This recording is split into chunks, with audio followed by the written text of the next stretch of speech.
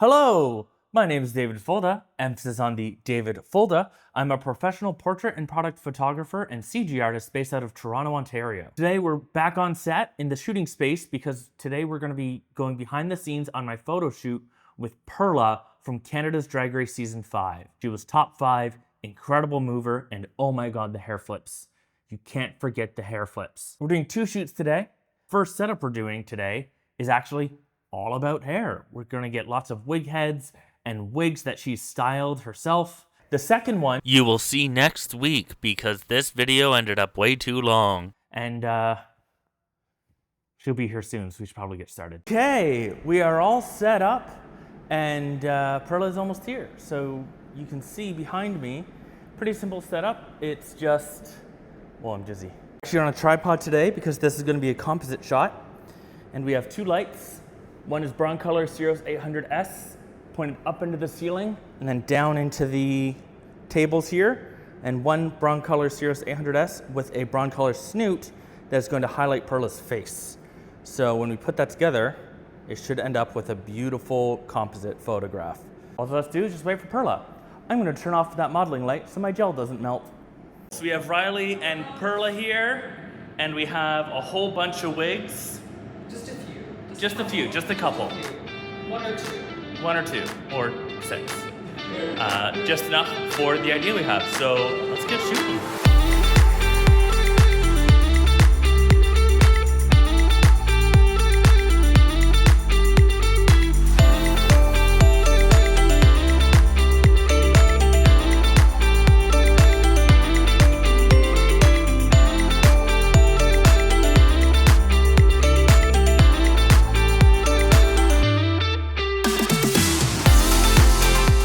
That was so much fun on set with Perla and Riley. We actually shot not 1, but 2 different looks. Second look, you'll see for 1 frame right here.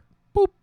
But overall, this video is about the first look we did with all of the wig heads. This was the original idea that I approached Perla about. We really wanted this to have like a spotlight effect with wigs on wigs on wigs on wigs on wigs.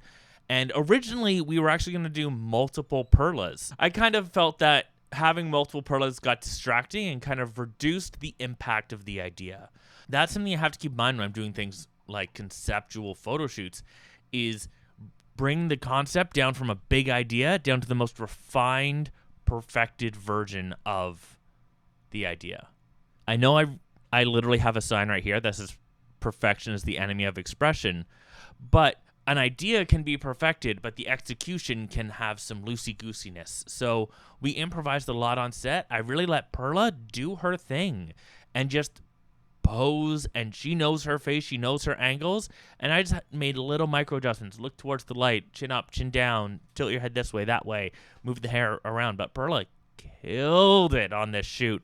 And big shout out to Riley as well for assisting. Let's take a look at the edit. So in the edit, I originally started out still assuming that I was going to be using the multiple Perlas. So I brought them in and I aligned all of the layers, and I just kind of started doing some rough masking of the various layers, wigs and tables and Perla. And after a few minutes, and by minutes I mean about an hour, I realized that actually, I kind of want just 1 Perla, but as you can see here, I'm trying different masking methods. I'm using the object selection tool. I'm using the subject selection tool.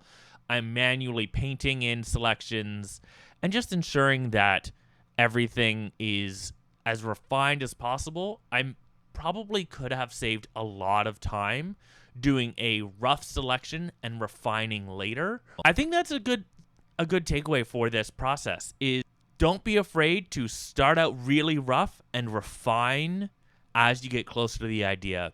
You want to get your idea out first and then bring it to the vision. Because if you go straight to the vision, you end up like me and take 2.5 hours to edit a photo that probably only should have taken 45 minutes. I was getting my selections to 90% done instead of probably where I should have done 50% done. And then I would have figured out so much earlier the photo is stronger with a singular Perla. The thing that we did was we actually shot all of the wigs singularly so that I was able to bring them in, duplicate them, move them around, and really create more dense wigs than we actually had on set. Because on set we had I think 6 or 7 different wigs for the shoot's actual process and for the shoot's actual vision. We needed 20 or 40 different wigs. And because the shoot was really run and gun and just kind of rent a space, let's shoot some stuff and let's make some magic, which is how I like to work a lot of the time, I found that it was very important to have those assets of just basically clean plates of individual wigs. So we had a clean plate of no Perla, no spotlight, and just wigs. As you can see, I'm using some there. And then I'm just filling out the area as much as possible. And there I'm doing a test crop where everything fit. And it's right around here at about an hour in where I'm realizing this might be stronger with a singular Perla. So I'm really cleaning up the composition, cleaning up my selections, knowing that I'm going to be replacing the backdrop. And small disclaimer, I'm using Portrait Pro 21. I love this program for retouching, especially on drag performers, because it makes retouching quick, easy. It's a little heavy-handed, which drag performers really enjoy. And one thing about it is no more than 20% on 90% of the sliders. Anything more, you go into plastic territory. Do love this software. Disclaimer, I got this for free because I did a review for them for f-stoppers. And then I'm using the Photoshop Remove tool to clean up our skin tones, clean up our hairline. I realized that if I turn AI on, it sometimes overcorrects and makes things really blurry. So I turned the AI tools off for the Remove tool.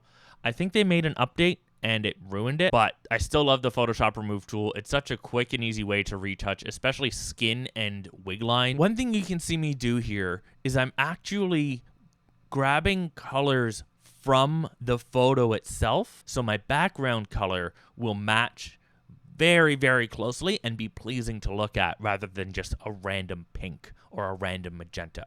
I'm using the exact magenta that is in the highlights and shadows of the wig heads. Now the Photoshop file was getting a little bit large, so I had to flatten everything down, make a duplicate file just so things were working a little bit quicker. And now I'm just going through using the Remove tool to clean up tape lines because the wigs were very back heavy because a lot of them had ponytails. And just cleaning up little lines I see, cleaning up some hair. And you can see me here doing some dodging and burning, doing some masking, really painting in all of the final little details and touches, ensuring that everything's perfect. The wig in the front of Perla with the blue hair was drawing a lot of attention, so I did my best to darken it. After I finished recording, we painted it pink, so we end up with a photo that went from this all the way to this. This is the final photo. I'm so happy with how this turned out. Thank you so much for coming along with this journey with me. Stay tuned for next week. We're going to go over the second shoot where I actually went into Blender and created the backdrop itself. Anyways, have a great day or night or whenever you're seeing this. Until next time, see ya.